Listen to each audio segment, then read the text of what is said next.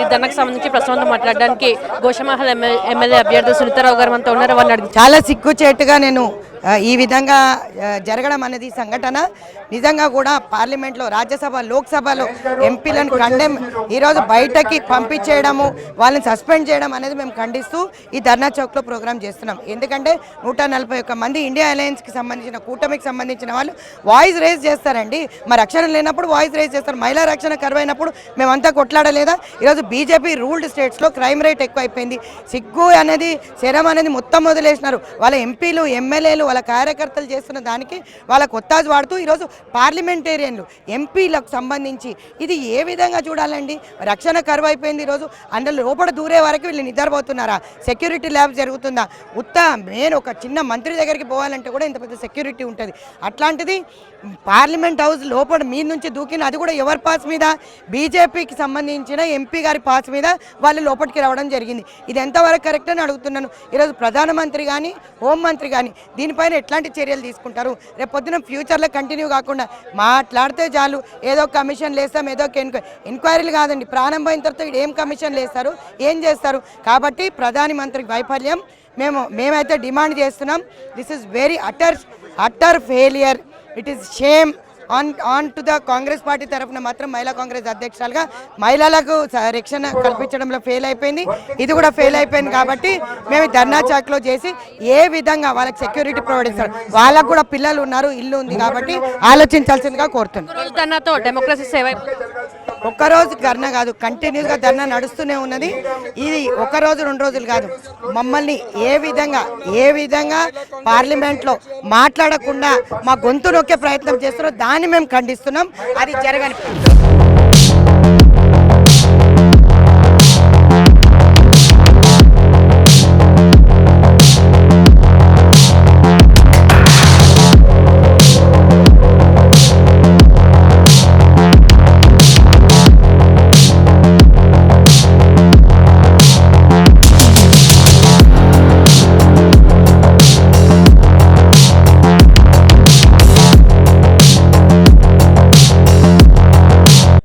రాష్ట్ర కాంగ్రెస్ కమిటీ కార్యనిర్వాహక అధ్యక్షులు మిత్రులు మహేష్ కుమార్ గౌడ్ గారికి, మాజీ రాష్ట్ర కాంగ్రెస్ కమిటీ అధ్యక్షులు పెద్దలు హనుమంతరావు గారికి, మాజీ పార్లమెంటు సభ్యులు కార్యనిర్వాహక అధ్యక్షులు మిత్రులు అంజన్ కుమార్ యాదవ్ గారికి, అట్లాగే నగర కాంగ్రెస్ కమిటీ అధ్యక్షులు మిత్రుడు రోహిన్ రెడ్డి గారికి, నా తోటి శాసనసభ్యులు సిపిఐ పార్టీ రాష్ట్ర కార్యదర్శి మిత్రులు కోనంనేని సాంబశివరావు గారికి, రాష్ట్ర ఆమ్ ఆద్మీ పార్టీ అధ్యక్షులు సుధాకర్ గారికి, అట్లాగే వేములవాడ శాసనసభ్యులు సోదరులు ఆది శ్రీనివాస్ గారికి, రాష్ట్ర మహిళా కాంగ్రెస్ కమిటీ అధ్యక్షురాలు సునీతారావు గారికి, రాష్ట్ర ఓబీసీ సెల్ అధ్యక్షులు నూతి శ్రీకాంత్ గౌడ్ గారికి, ఇంకా వేదిక మీద పెద్దలు రాష్ట్ర కాంగ్రెస్ కమిటీ సీనియర్ ఉపాధ్యక్షులు నిరంజన్ గారికి, వేదిక మీద ఉన్నటువంటి ఇతర అనుబంధ సంఘాల అధ్యక్షులందరికీ, కార్యనిర్వాహక సభ్యులందరికీ, పార్టీ సంబంధించినటువంటి ఇతర నాయకులకి, ఈ కార్యక్రమానికి ఇక్కడికి వచ్చేసినటువంటి కాంగ్రెస్ పార్టీ అభిమానులకి, కార్యకర్తలకి, ప్రజాస్వామ్యవాదులకి, మీడియా మిత్రులకి అందరికి కూడా ముందుగా నా హృదయపూర్వకమైనటువంటి నమస్కారాలు తెలియజేస్తూ, ఈరోజు చాలా బాధతో ఆవేదనతో ఈ నిరసన కార్యక్రమాన్ని చేస్తూ ఉన్నాం. ఈరోజు భారతదేశంలో జరుగుతున్నటువంటి పరిణామాలు చూస్తూ ఉంటే దశాబ్దాల పాటు ఆనాటి కాంగ్రెస్ నాయకత్వం ప్రాణత్యాగాలు చేసి కొద్దిమంది వారి జీవితం మొత్తం కూడా దేశం కోసం అంకితం చేసిన కొద్దిమంది అనేక మంది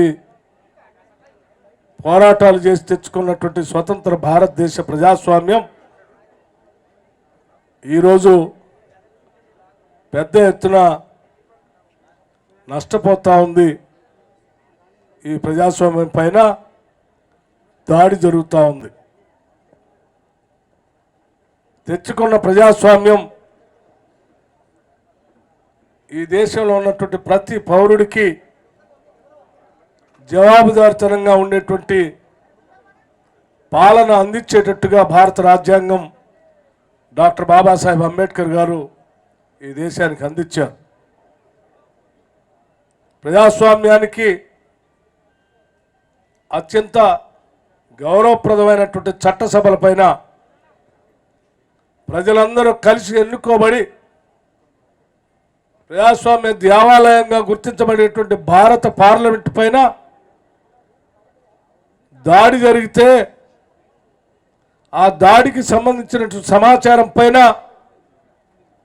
జరుగుతున్నటువంటి పరిణామాలపైన భారత పార్లమెంటు సభ్యులు ఈ దేశాన్ని పాలిస్తున్నటువంటి ప్రధానమంత్రిని, హోంమంత్రిని కనీసం ఒక స్టేట్మెంట్ అయినా ఈ సభలో ఇవ్వాల్సిన బాధ్యత మీ అందరిపైన ఉంది.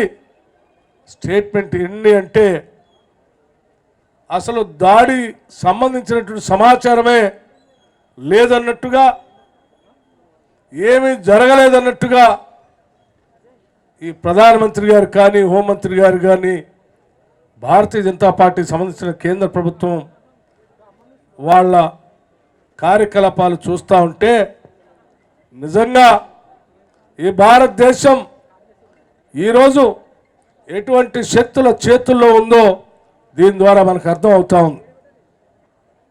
భారత పార్లమెంట్ పైన దాడి అంటే ఈ దేశ ప్రజాస్వామ్యం పైన దాడిగా భావించాలి.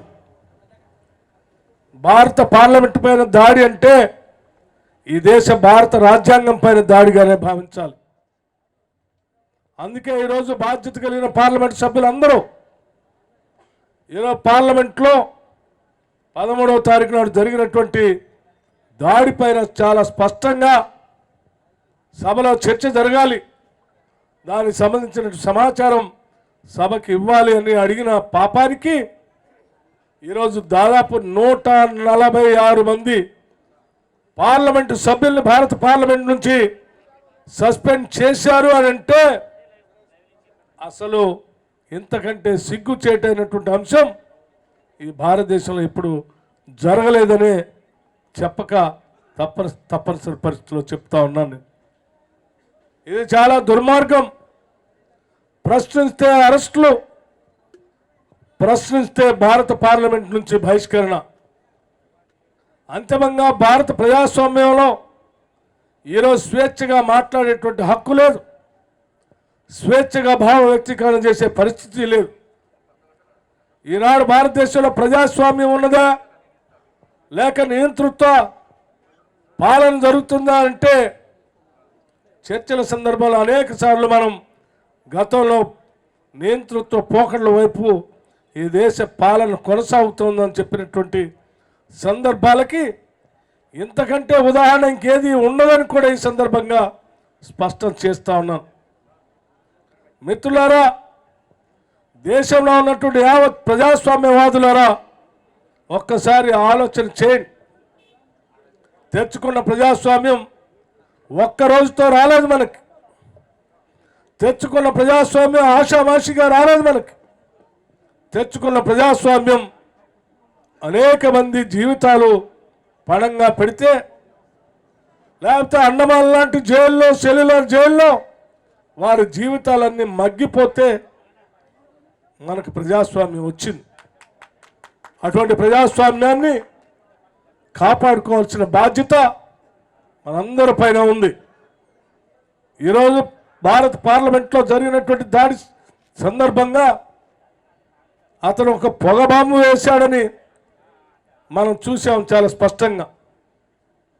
మరి అదే అగంతకుడు ఇంకేదైనా దుర్మార్గ కార్యక్రమానికి పాల్పడి ఉంటే ప్రపంచ దేశాల్లో భారత ప్రజాస్వామ్యం యొక్క విలువ ఎంత దిగజారిపోయేదో ప్రపంచ దేశాలు భారతదేశ ప్రజల పట్ల ఎంత చులకనగా చూసేవాళ్ళో ఈ సంఘటన బట్టి మనకి అర్థమవుతాం. భారత పార్లమెంట్ని రక్షించుకోలేనటువంటి ఈ పాలకులు భారతదేశాన్ని రక్షిస్తారా అని ప్రతి ఒక్కళ్ళు ఈరోజు ఆలోచన చేస్తూ ఉన్నారు. ఇంత పెద్ద సువిశాలమైనటువంటి భారతదేశాన్ని కాపాడాల్సినటువంటి భారత పార్లమెంట్ లేకపోతే భారత ప్రభుత్వం ఈరోజు ఈ దేశ రక్షణని పూర్తిగా గాలికి వదిలేసిందని చెప్పడానికి ఎటువంటి సందేహం లేదు.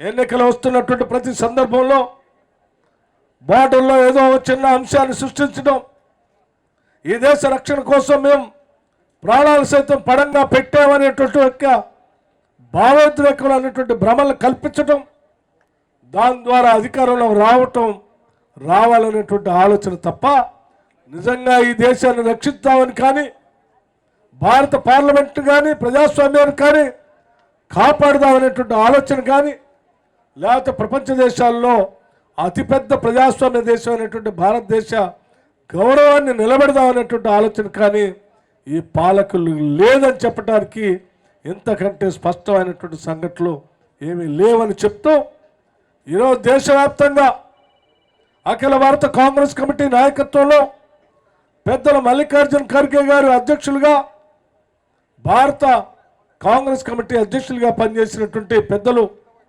శ్రీమతి సోనియా గాంధీ గారు, రాహుల్ గాంధీ గారు, ప్రియాంక గారు అందరూ కూడా ఈరోజు తీసుకొచ్చినటువంటి కాంగ్రెస్ పార్టీకి సంబంధించిన నాయకత్వంగా మేము మీకోసం నిలబడతామని చెప్పి ఈరోజు దేశవ్యాప్తంగా మరొక్కసారి ఈ దేశ ప్రజలకి వాళ్ళు బాసటగా నిలబడినటువంటి సంఘటనని తప్పనిసరిగా మనం అందరం ఇవాళ గుర్తుపెట్టుకోవాల్సినటువంటి అవసరం. వారు ఇచ్చినటువంటి పిలుపు మేరకు ఈరోజు దేశవ్యాప్తంగా భారత ప్రజాస్వామ్యాన్ని కాపాడుకునేటువంటి దిశలో దీంట్లో పాల్పంచుకోవడానికి ఇక్కడికి వచ్చినటువంటి ప్రతి ఒక్కళ్ళని కూడా నేను భారత ప్రజాస్వామ్యాన్ని కాపాడటం కోసం నిలబడ్డటువంటి యోధులుగా మీ అందరినీ నేను అభినందిస్తూ కార్యక్రమాలు చేపట్టినటువంటి రాష్ట్ర కాంగ్రెస్ కమిటీ నాయకత్వాన్ని సంపూర్ణంగా అభినందిస్తూ సెలవు తీసుకుంటున్నాను. జై హింద్, జై హింద్, జై హింద్, జై హింద్, జై కాంగ్రెస్. Thank you.